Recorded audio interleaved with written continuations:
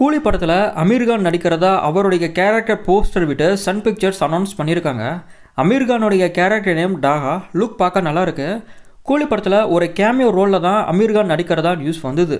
But என்னோட opinion குட்டி கேமியோவெல்லாம் இல்லாமல் எக்ஸ்டெண்டட் கேமியோவாக இருக்கிறதுக்கான வாய்ப்பு அதிகம்.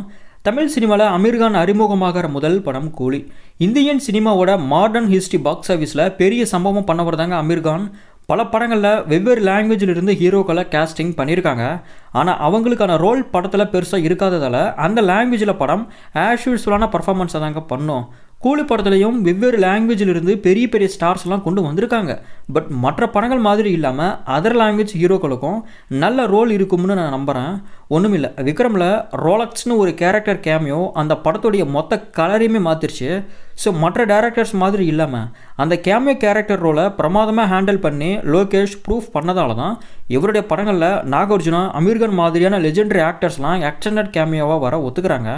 ஆகஸ்ட் 14 கூலி படத்துக்கு ஆப்போனண்ட்டாக பாலிவுட்டில் வார் 2 படம் ரிலீஸ் ஆகுது.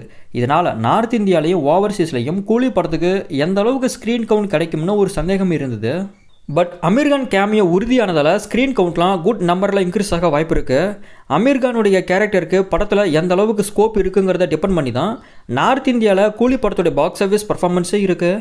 கூலி படத்தில் நடிக்கிற கேரக்டர்ஸ்னு பார்த்தா ரஜினிகாந்த், இவருடைய கேரக்டர் நேம் தேவா. நாகார்ஜுனா, இவருடைய character name Simon. Aamir Khan, இவருடைய கேரக்டர் நேம் டாகா. உபேந்திரா, இவருடைய கேரக்டர் நேம் கலிஷா. சௌபின் ஷாஹிர், இவருடைய character name Dayal.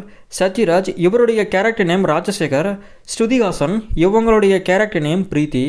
Baahubali 2, RRR, கல்கி, KGF 2 மாதிரியான படங்கள்லாம் 1000 கோடிக்கும் அதிகமான வசூல் பண்ண மிக முக்கிய காரணம் north India box office contribution தான். இப்போ அந்த நார்த் இந்தியாலேயே டாப் ஹீரோவாக இருக்கக்கூடிய அமீர் கானை கூலி படத்தில் கேஸ்டிங் பண்ணியிருக்காங்க. ஸோ கூலி படம் நார்த் ஆடியன்ஸ்க்கு கனெக்ட் ஆகி அமீர் கானுடைய கேரக்டர் சிலாகிச்சு பேசப்பட்டால் கண்டிப்பாக கூலி படமும் 1000 கோடியை டார்கெட் பண்ணுறதுக்கான சான்சஸ் ரொம்பவே இருக்குது. நான் சொன்ன இன்ஃபர்மேஷன் உங்களுக்கு ஓகேவா இருந்ததுன்னா ஷேர் பண்ணி சப்ஸ்கிரைப் பண்ணுங்கள் சினி எக்ஸ்ப்ளோர் சேனலை.